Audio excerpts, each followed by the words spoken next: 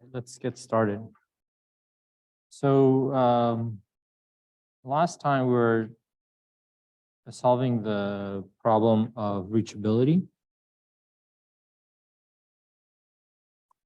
Recall that the reachability problem takes a graph G and a vertex V, and essentially asks what can be reached, what other vertices can be reached from V.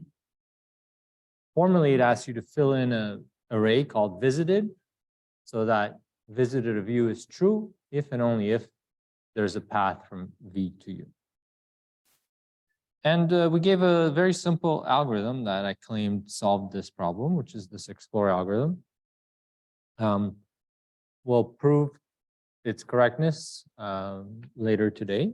For now, let's start just with going through this example, which we started last time to understand how it works. So recall now that when we explore a vertex V, the first thing we do is we mark it as visited. We set that's visited to true. And then we look at all its out neighbors, U, or neighbors in the case of an undirected graph. And we check, is this neighbor U visited? If it is, then we don't do anything about it. If it's not, then we recursively explore it. We're looking at this graph and seeing what happens when we call explore A. So I'll just start over. Okay, so we start with explore A. I'm gonna put in yellow, yellow means visited equals to true. So we start with exploring A, and so we mark it visited, and then we look at all the neighbors U. In this case, the neighbors of A are B, C, and D. And remember, in this case, we're just going to assume that our adjacency list writes down the neighbors in alphabetical order. That means that the first thing we'll see is the B. Okay? We're going to check, is it visited? No, it's not visited yet. So we're going to explore B. We're going to take this edge and explore B. At B, we're going to mark it visited right away, so yellow. And now we're going to look at all the neighbors of B. Neighbors of B are A, E, and F. Okay. First one we look at is A. And we're going to check, is A visited? In this case, yes, A is visited. So we don't do anything for it. Then we look at E. Okay. Is E visited? No. So we go and explore E. So we go along this edge and explore E. So we mark it visited right away. After we mark E visited, we look at its neighbors, and its neighbors are B, I, J. B, we've already visited, so we're going to look at I. When we're looking at I, meaning we're exploring I, we're marking it as visited right away, and we're looking at its neighbors. Its neighbors here are E and J. E is already visited, and J is not, so we go to J. Something interesting happens here in that now when we explore J, we mark it as visited. And now we look at all its neighbors, which is E and I, but all its neighbors have been visited. So we don't make any recursive calls out of J. And so then our call to explore J ends, and we go up the call stack to what called explore J, which was explore I. Explore I now also has, we're done with its neighbors. Remember, E was, when we were exploring I, E was already visited, and J, we made a call to J. And now we wrap that up. We're back to I.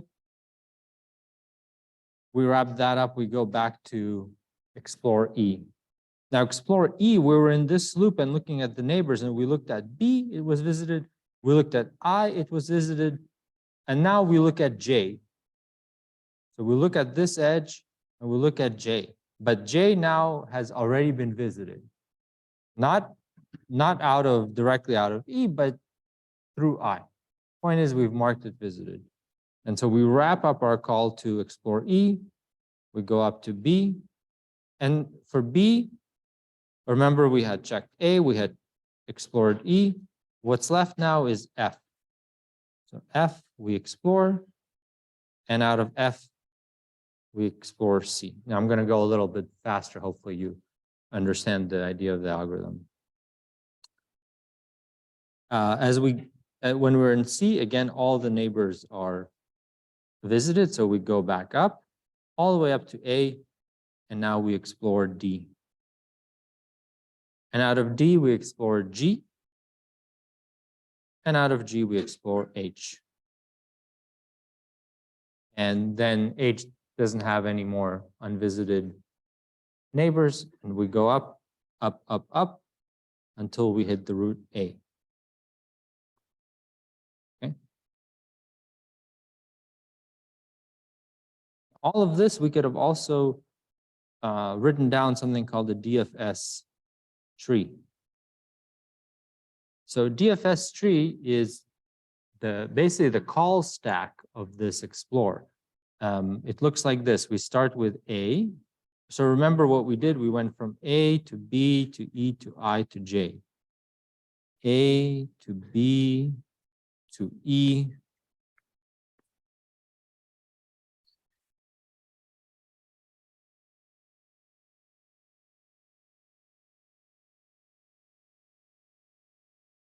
A to B to E to I to J.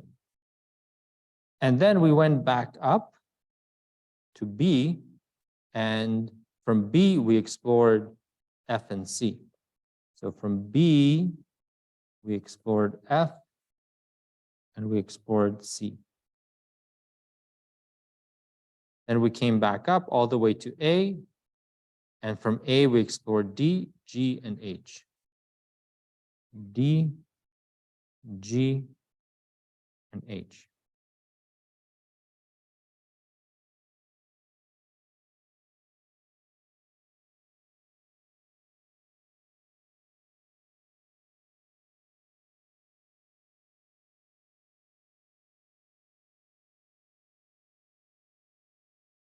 So the tree edges, it's a definition.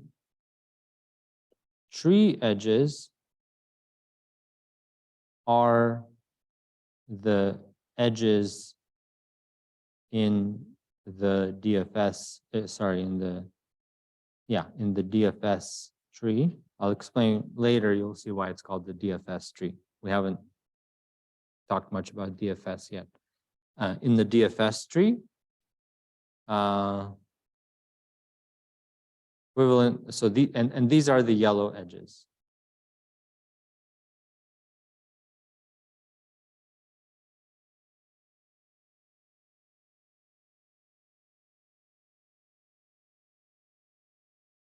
There's also something called, oh yeah, question. The K and L here, we never get to them. Explore never. Any questions about just, before I continue about how explore ran on that algorithm, on that example?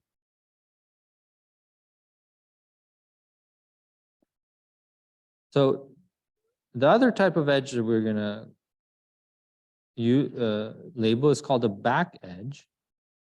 And these are the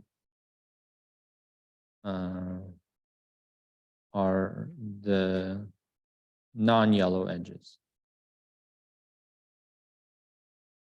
The edges i.e.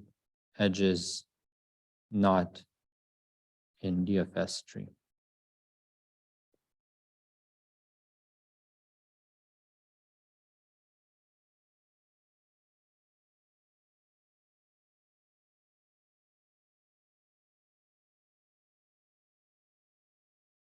Now I'm calling this a DFS tree.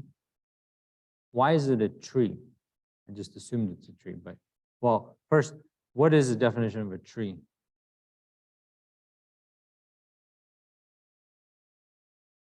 There are many different definitions. It starts from a root, but in general, what's the general definition of a tree? Tree is a connected graph with no cycle. You're used to seeing a tree like this with a root and so on, and it's the same definition. That's a connected graph. There's no cycles.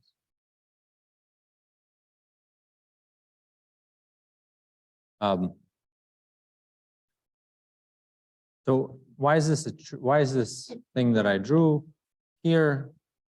Why is it a tree? Any guesses? Why can't it have a cycle? Yeah.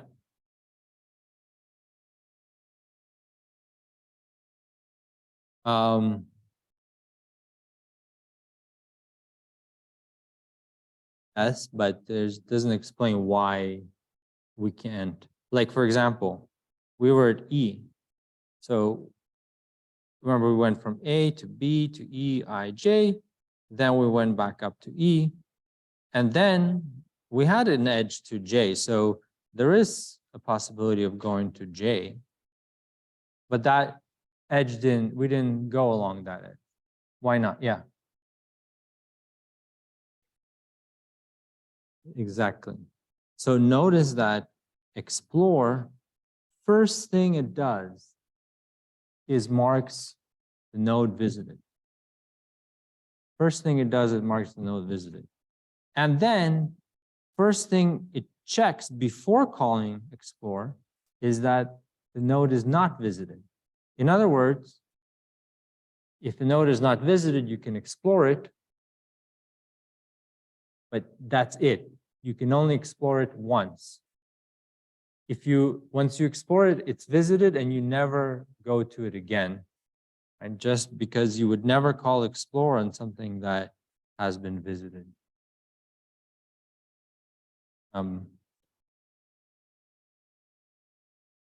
Note, you can never explore a vertex more than once.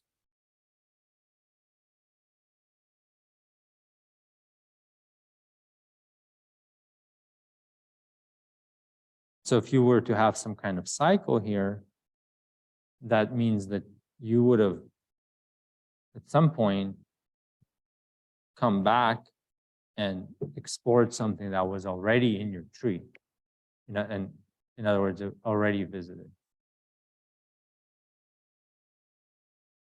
That's why it's a tree. Questions?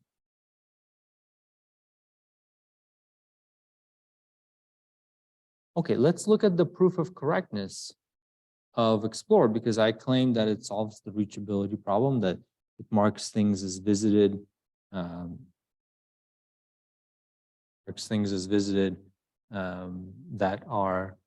have a path to them. Certainly true in this example. So if you remember, we called explore A, and the things that are visited, so the things in yellow, are in fact all the nodes that can be reached from A. And K and L are marked not visited precisely as there is no path to them from A. That's nice. I mean, the algorithm works on this example, but that's not a proof that it works on all examples. So let's Let's write down the correctness proof. So theorem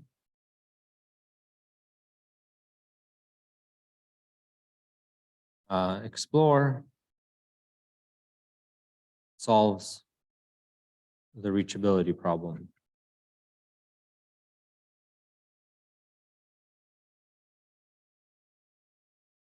Here's the proof. First thing, let's be precise about what we need to show. So we need to show that. So the reachability problem, what does it require us to do? It says that visited U is true if and only there is a path from U to V. Okay. So that's what, so visited equals U, visited U is true is something that is part of Explorer's output. But we need to match, then need to show that visited U equals to true if and only if there exists a path from U to V for all vertices U. So what I was trying to say earlier, this is something about the algorithm, the output of Explore. So we need to show that this output of Explore matches the properties of the graph, this existence of a path. Okay, so first thing you should notice in such a statement is the if and only if. If and only if means we need to prove two separate, basically we need two proofs inside here, one in each direction.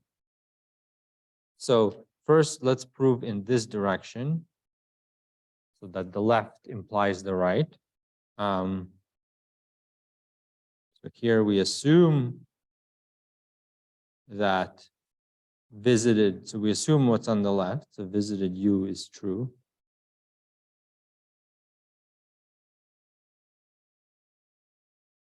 And we'll need to show that there exists a path from U to V. Well, here the logic is very simple. The intuition is this. So let's say, J is our node U. So J has been visited. How do we then conclude that there's a path from A to J? I mean, we see in this graph there are many paths. But the reason we know there is one path because the call stack of Explore that got us to J is giving us the path. And so A to B to E to I to J, this A, B, E, I, J, this is a path. So it's that simple. Then the call stack of Explore gives us the path from U to V.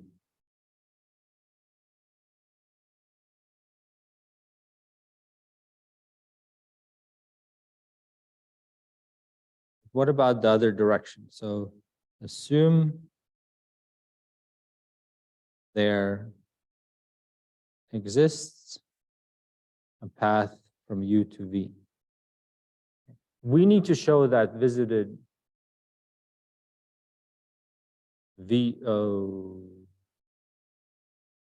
I'm sorry, this should be the path should be from not from U to V, but from V to U. So I made typos there. I'll fix it. From V to U. From V to U. From V to U. Assume there exists a path from V to U. Like, yeah. So there are two ways now. We want to show visited U is true. There are two ways that the book explains.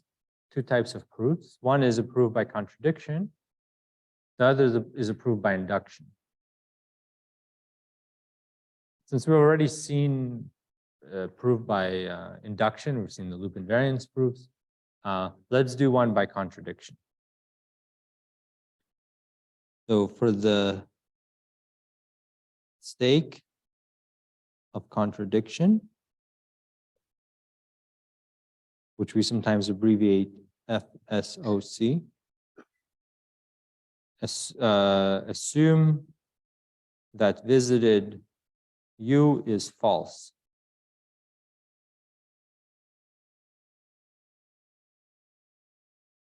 So what are we saying? So there's some path from V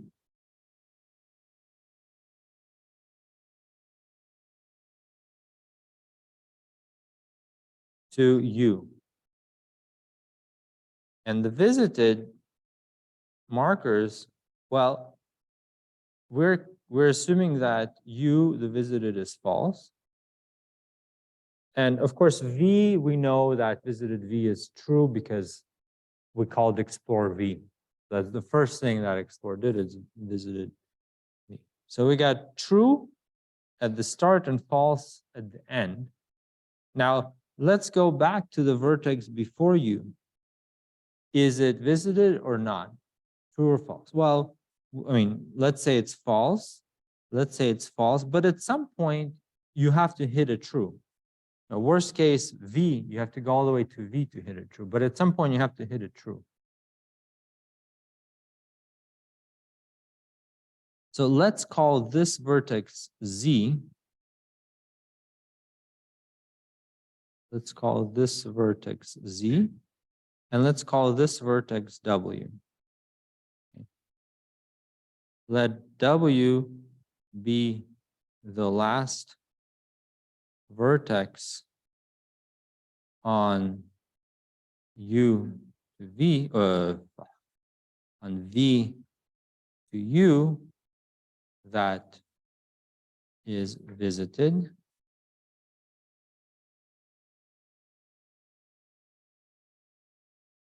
And let W be the vertex after that.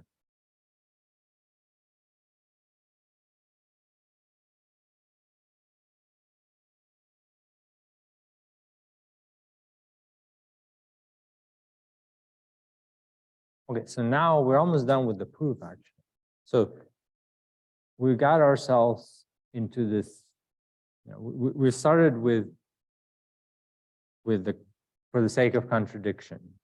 And so we assume something that we think is false. So what we're gonna do, we assumed it, and now we kind of make some logical implications to get ourselves in a knot and in an impossible situation. And then we'll know, we'll know that our assumption in the beginning, the one we made for the sake of contradiction, is wrong. Okay, so where did we get here? Well, we're saying that Z has been visited. So there's a call to explore Z if it's visited, right? So during this call, what we are saying here is that visited W is false. Visit W is false. Okay. But W is a neighbor of Z. So inside our explore, when we're exploring Z, we will check W and we'll see that it's not visited, and so we'll explore W. And so we call explore W. And this, of course, gives us the contradiction, right? Well, why? Of course, because we assume that visited. We assume. What did we assume? We at some point defined W to be not visited. Right? That was the definition of W. W is this first. Z is this last vertex that has been visited, so W after that has not been visited.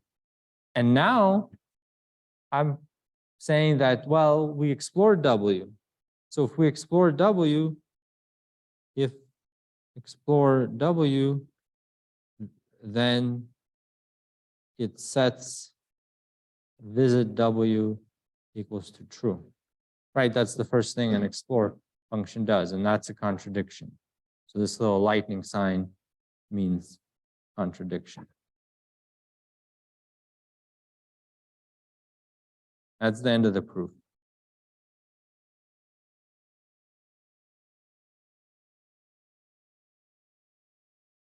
In other words, we can't just, if we have a path, this is like, here's just an intuitive explanation.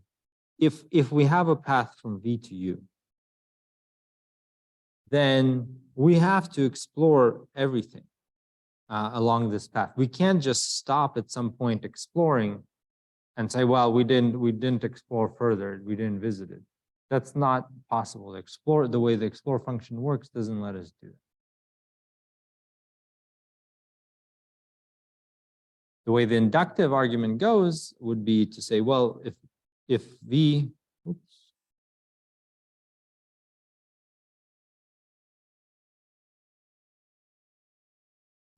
oops,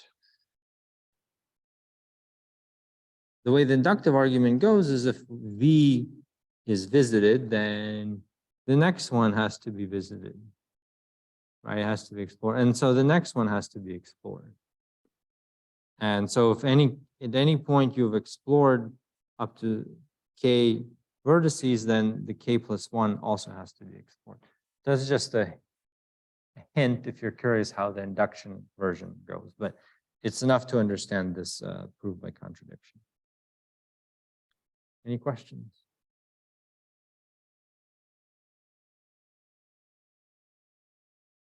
How many of you are comfortable with that proof?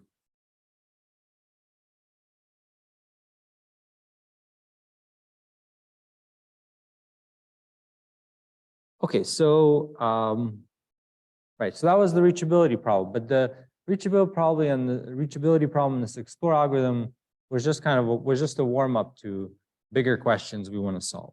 So the next thing, next problem we want to think about is the problem connectivity.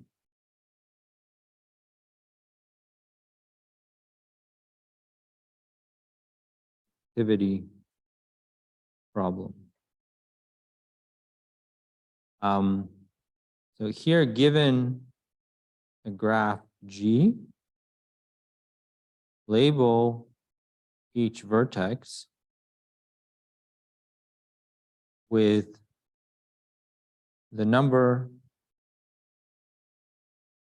of its connected component.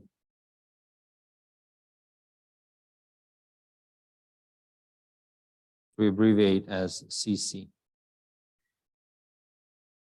So I haven't defined yet what a connected component is. So let's actually do that. And to do that, let me define what a connected graph is. So G is connected if there exists a path between any pairs of vertices.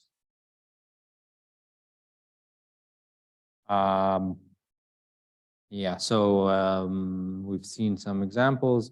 This is a connected graph. This is this is a connected graph. This is not a connected graph, right? Because there's no path from any vertex in here to any vertex in here. Let's see if we have any more examples. All of these so far have been generally drawing connected graphs. Well, this is not a connected graph, right? Like there's no path between this vertex and this vertex. Okay, so that's what a connected graph is, and a connected component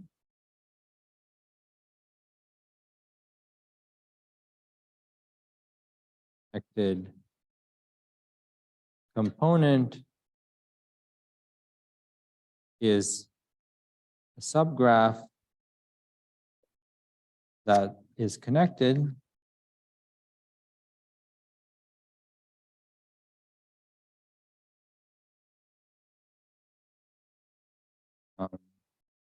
and has no edges going out of it. So in our example here, there are two connected components.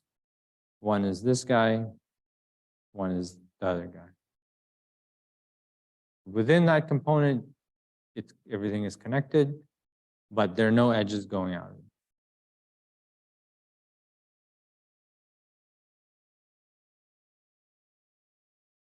Okay, so let's try to solve this problem. Let's come up with an algorithm to solve this problem.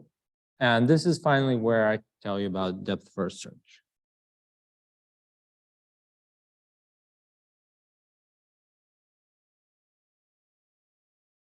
Depth first search is very similar to Explore, and it uses Explore as a subroutine. So the problem with Explore, not the problem, but let's say the property of Explore is that it takes a single vertex and it visits everything in the connected component of that vertex. Right. Well, I never proved it like this formally, but this is what it is. What does it mean to mark all nodes U that are reachable? That's exactly saying mark everything that's in the same component, connected component as V. That's what Explore does. You give it a vertex, and then it visits everything in that vertex's connected component. But that doesn't quite give us that doesn't quite solve the connectivity problem. For there, we want to label each vertex with its component. So if we call here Explore A, sure, we can label everything in here with the number, component 1, but we will never have gotten to this other part of the graph. So what we need to do now is not just stop with one vertex, but then also explore the unvisited part of the graph. That's what DFS is going to do. Let me write it down. For all vertices V, we set visited V equals to false. That's just the initialization. And then again, for all vertices V, if the vertex has not been visited,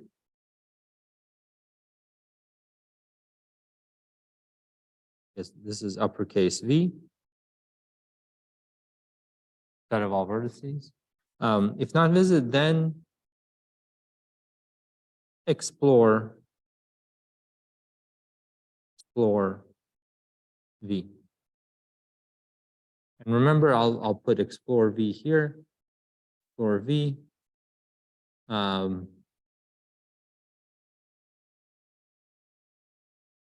First thing is we set visited V equals to true. And then for each edge from V to U in E, if not visited U, then explore U.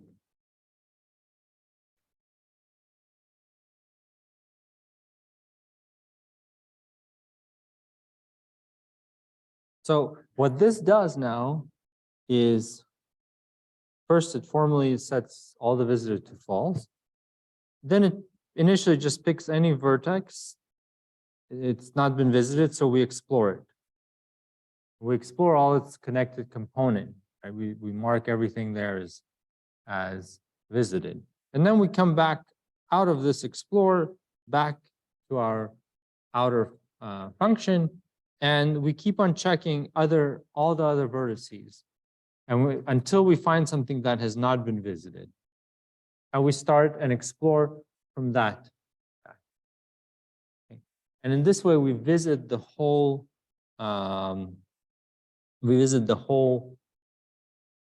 Graph. Let's do an example. Take from your book.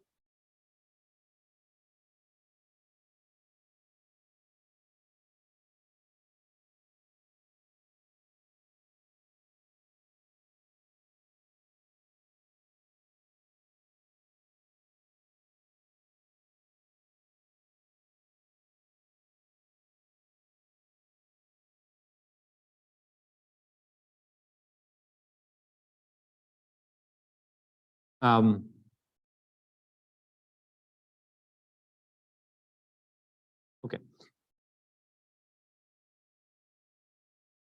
Again, in this example, we'll just assume that all the lists of vertices are always in alphabetical order. So initially, then we mark in here, we mark every vertex as false, not visited, false.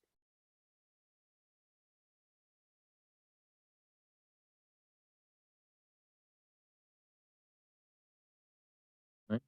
And then we start the first visit. We'll start with A, and we explore A. So we'll keep our tree. We'll keep our building our DFS tree at the same time this time. So we mark A as visited. I'll put a yellow there, and from A, now we're exploring A. We've done this, so we go to B. Then B is visited. Then we go back to A. We go to E.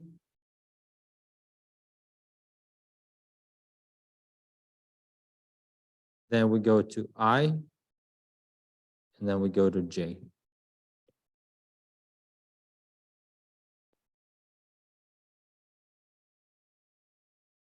Both of those guys get visited. I, J.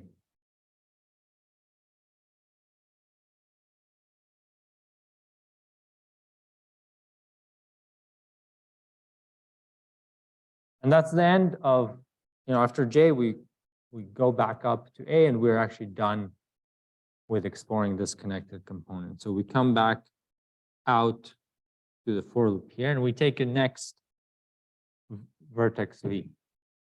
Next vertex V is B, but B has been visited, so we don't do anything for it. So we take C. We take C, we visited. So put it through here, mark it yellow. And now notice we're gonna start, like C is not connected to any of the previous vertices since it's a brand new explore call. From C, we explore D. From C, we explore D.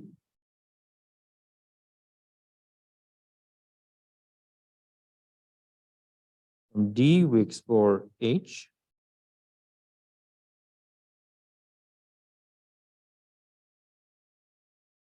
And from D, we explore H.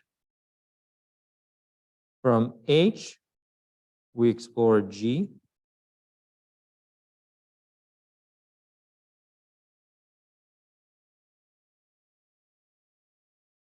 From G, we explore K.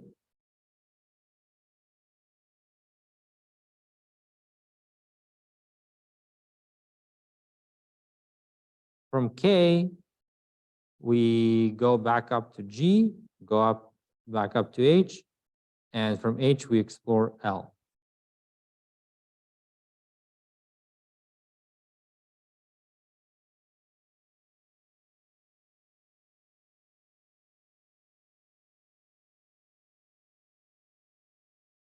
Now we've explored this whole connected component.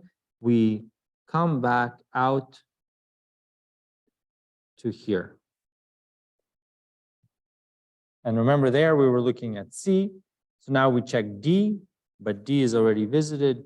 We check E, that's been visited. And finally, we check F. F has not been visited, so we explore F. Exploring F is easy. It's just one vertex. Starts its own tree.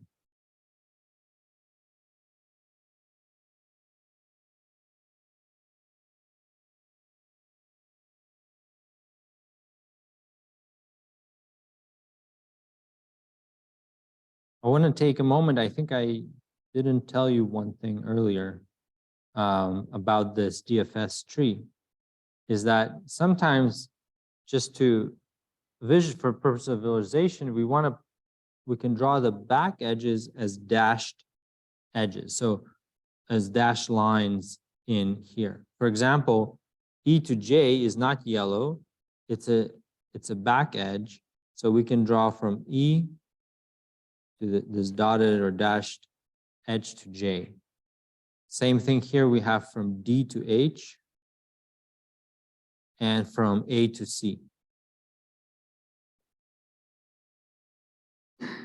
So these are dashed in tree. They're not part of the tree, but the point of showing this is you can look at this as a redrawing of this connected component. If you just imagine the dashed edges also being edges, then this has exactly the same edges as this guy, but it's drawn with this structure of a tree if you just look at the yellow or the tree edges.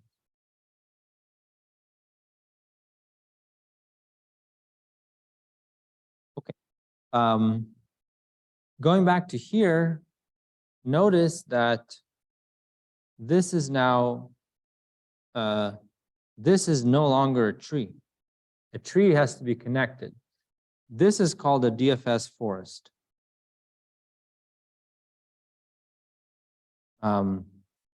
So forest, let's define forest. Define forest is a graph with no cycles. It doesn't have to be connected. Or equivalently, every connected component is a tree. Same thing.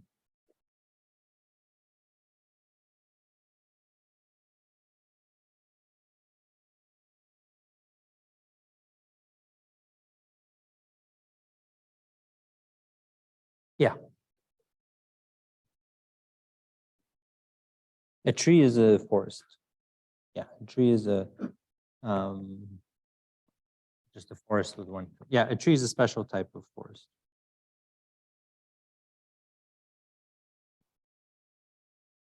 Forest has one R. Other questions?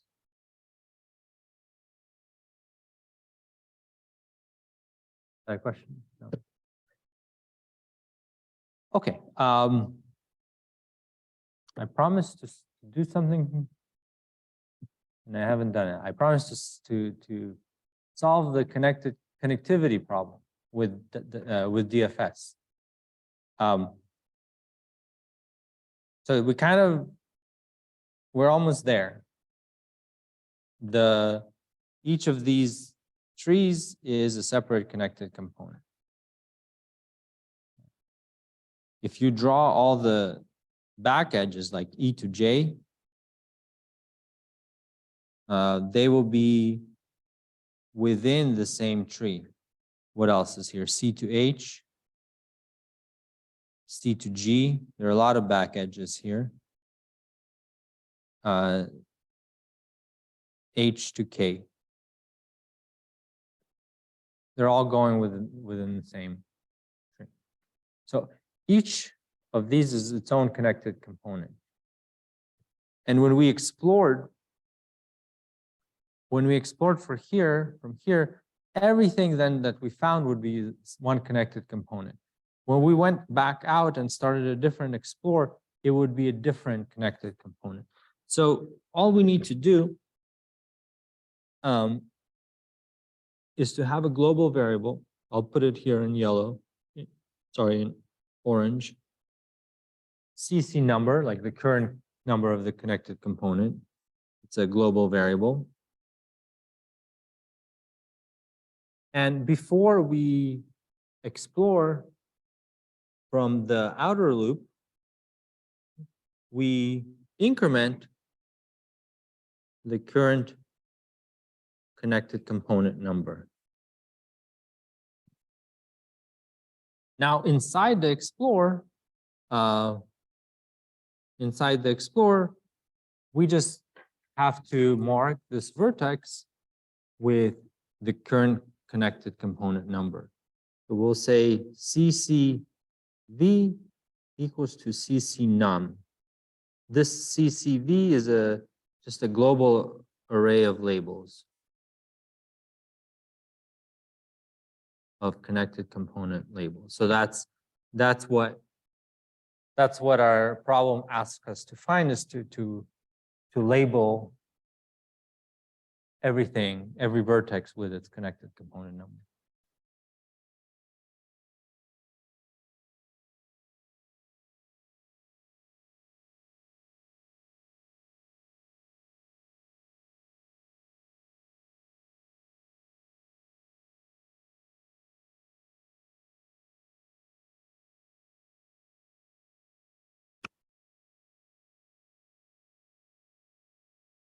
So now we've solved the connected component problem.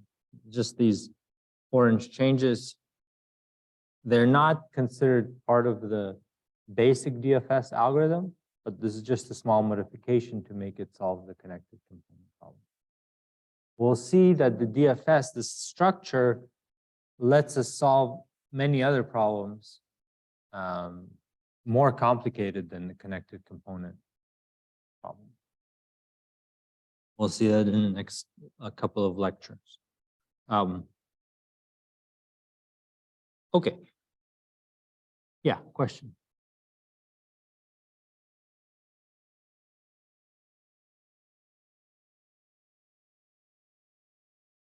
It's not a minus, sorry, it's a dash. Yeah, not the best choice of variable names. Yeah. In the end, CC num will be equal to 3. Yeah. So let me show you. So here, when we run on this, we will start, when we run on this guy, let's see what happens. So CC num initially, when we call explore A, it'll be 0 plus 1, so it'll be 1. We'll put 1 here. And then when we explore A, everything that we explore in that call is going to have a 1. So the B, the E, the I, the J will have 1. Then when we come back out, remember we're going to check B, but B is already visited, right? It's visited. So then we go to C, and C is not visited. So we increment this variable. Now it becomes 2, and we visit C, and we give it the label 2. And now everything during this exploration gets the label 2. Then we go out. We finally get to F here, so this part here. And before exploring F, we increase CC num. This time it will be 3. And explore F with that CC num and label it with 3. So yeah, the 3 will be the final value of CC num. Questions? Comments? Complaints? Jokes? Okay. So what I have not done one thing with this algorithm, which we always do with algorithms. What's that? Well, before you can do better, we have to runtime. Runtime. Okay, so let's do runtime of DFS.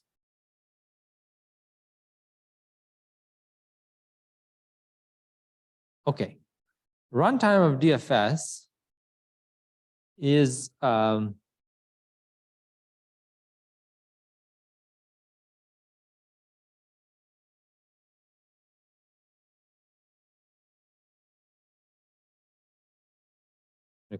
try to create some more space here.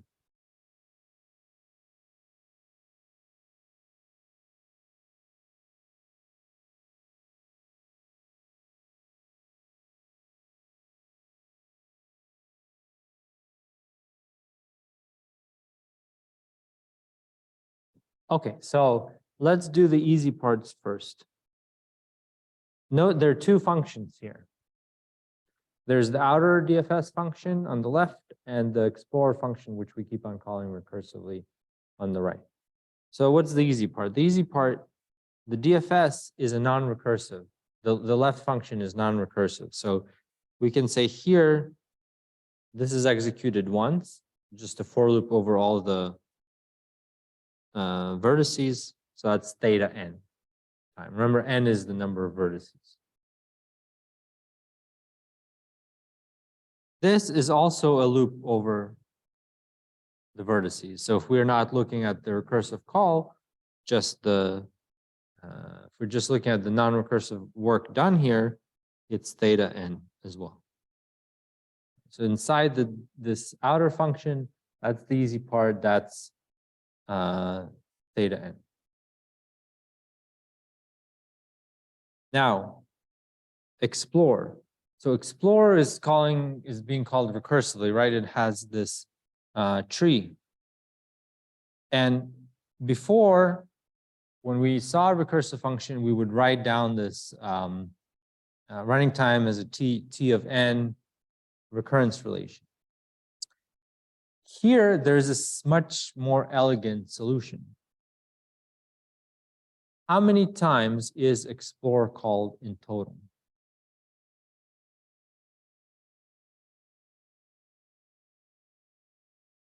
N times. Can you say why?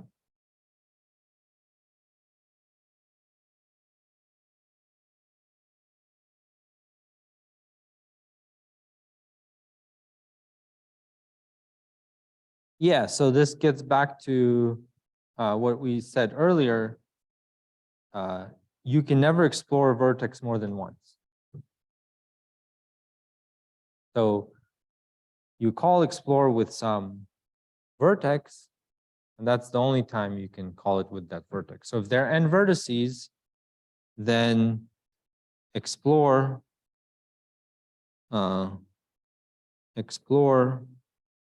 is called at most n times. Okay, but is it actually called n times, or could it be less?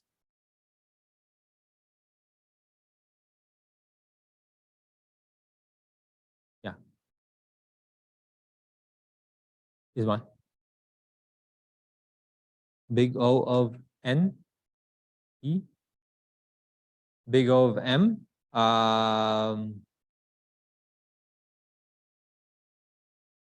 It is called, well, that's a good question. I have to think about it, but that's not the answer I was looking for. Yeah. Law O of log n, other guesses? Yeah.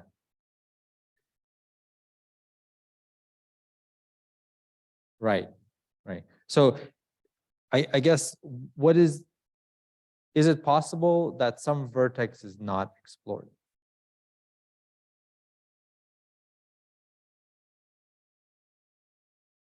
How many think, like, we're looking at this function.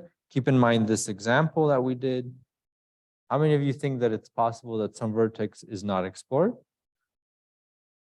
And how many of you think that every single vertex has to be explored? Okay, so that's the majority is correct here. So the explore is called, I'll explain why in a second. at least n times. But putting the two together, explore called exactly n times. The reason it's called at least n times is because of this loop here. We go through every vertex, and if it's not visited, then we visit it. So it's impossible that at the end there will be some vertex that's not visited. Because, well, once we set something visited, we never unset it. So as we're going through this list of vertices here, if we pass something, it's been visited, it's going to stay visited. And then we visit, if anything is not visited, we are going to visit. So it's impossible for a vertex to be unexplored. So now we have the two arguments that every vertex has to be explored at least once, and that we can't explore a vertex more than once. So explore called exactly n times. All right, so this is going to let us avoid writing any recursion relation. Let's look inside the explore. You'll see why in a second. So let's look inside the explore function. This is a constant time operation, so theta 1 for each call. For each explore call, I'll make it explicit here. Yeah, for each. And that's how we usually analyze inside a function. We look at the non-recursive work done, and we write down, well, it's theta n. And so there is, so let's write it down, total time equals to theta n for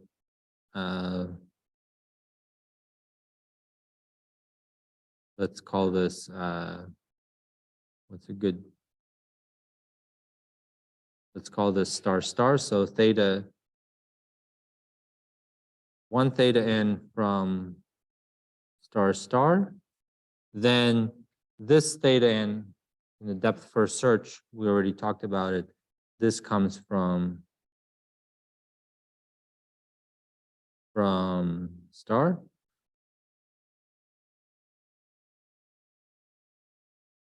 Okay, and now this is the part that is a little tricky, or let's say even more tricky. So here, we could argue naively that for each explore call, there can be up to m edges here. So we could, naively say, well, so this for loop iterates m times, and explore gets called n times. And so the total work in this part is n times m. This would be naive and a very bad bound. And so let me explain how to do it better. The idea, and we've seen this when we looked at adjacency list size, the idea is to not look at each call separately, but look at together all the explore calls during this run. All the explore calls have this for loop going over edges. Now, instead of counting how many edges are in each for loop, let's instead say, pick an edge, say between V and U, and ask how many times, in how many for loops is it going to be considered over this whole run of explore. So, for example, I'll take edge from A to B, between A and B. So I know when I'm exploring A, I'm going to check AB here as an edge. So I know I'll go through that edge once here. I also know when I'm exploring B, I'm going to look at the edge from B to A. So in the symmetrical one. So it's going to go through the for loop a second time. But that's it. The edge from A to B, I'm never going to see when I'm exploring C. I'm not going to see when I'm exploring H. I'm only going to see it twice. That's really the key. Every edge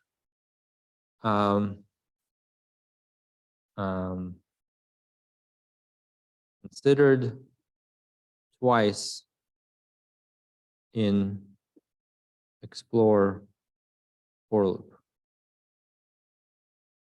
This is over the course, over all explore calls. So this is not within a single call. So within a single call, I might explore all M edges. If I have a graph, let me go back in time. We had this example of a graph, which is like a star. If I can find it.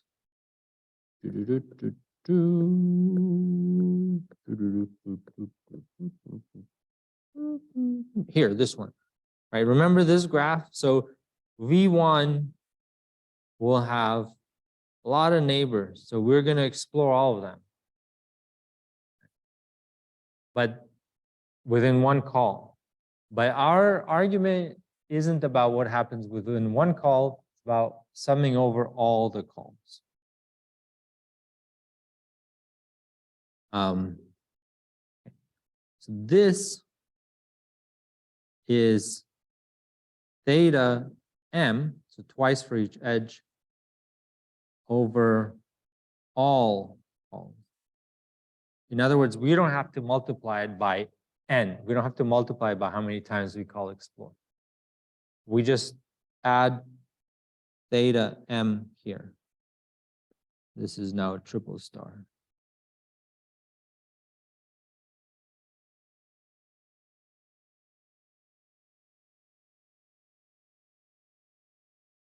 I'm going to put here runtime of DFS in red above. So the total time is theta n plus theta m, which is equal to theta n plus m.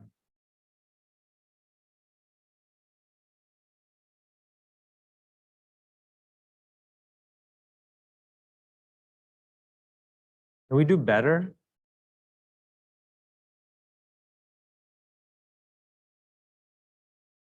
Can we get rid of the m? So let's consider, so if m is the same as n, if it's a sparse graph, then we can get rid of the m and it's the same. So theta n plus m is the same as theta n if the graph is sparse. The interesting question, what if the graph is dense? Can we get rid of the m? Because there the m is actually n squared, and so it makes a difference.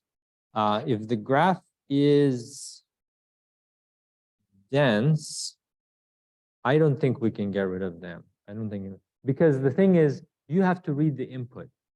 Just reading the input, you have to go through the whole file, which contains n vertices and m edges. Like the adjacency list, that's the size, theta n plus m. So I guess to answer your question, I don't think we can get rid of the m because we have to read the input. This is really the best that we could do because we have to at least read the input. Yeah. Yeah.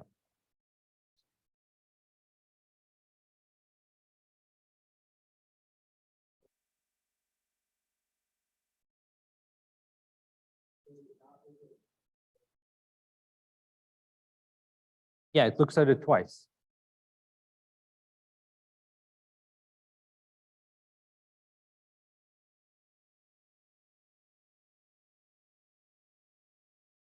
Yes, exactly.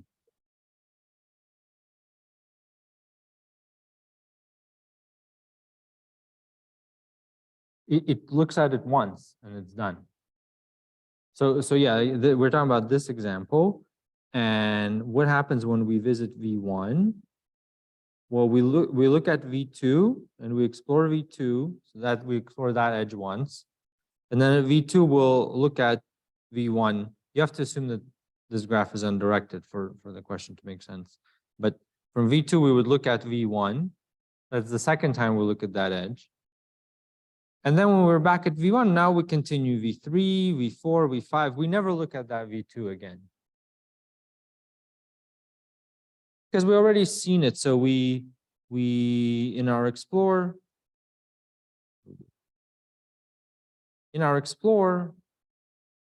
we loop through the array, we loop through the neighbors. So once we see neighbor, we maybe do something, we call explore, but when we come back, we just continue with the for loop with the list of the neighbors.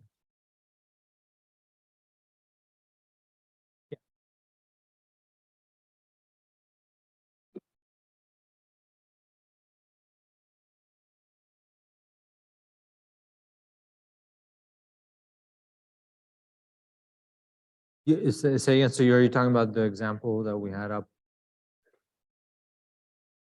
Yeah.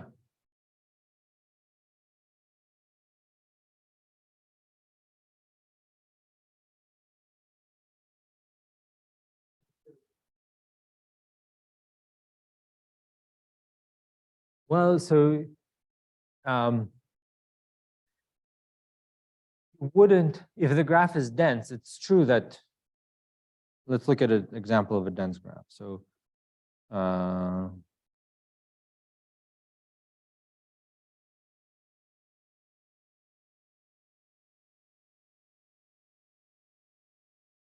that's a dense graph.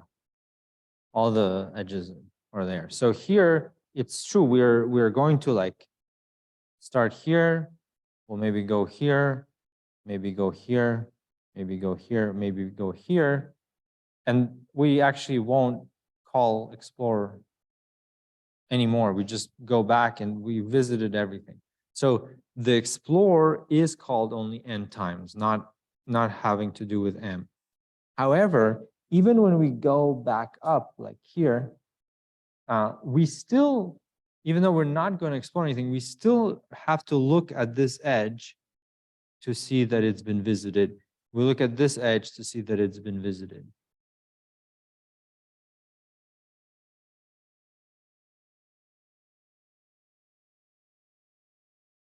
In some special cases, maybe like if for example here,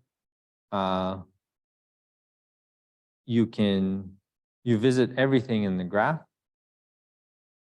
So you could just kind of just have a check. If I visited everything in the graph, then I can stop. And in that case, yeah, you don't have to visit all the edges, but that's not the worst. It's not a worst case analysis. Other questions?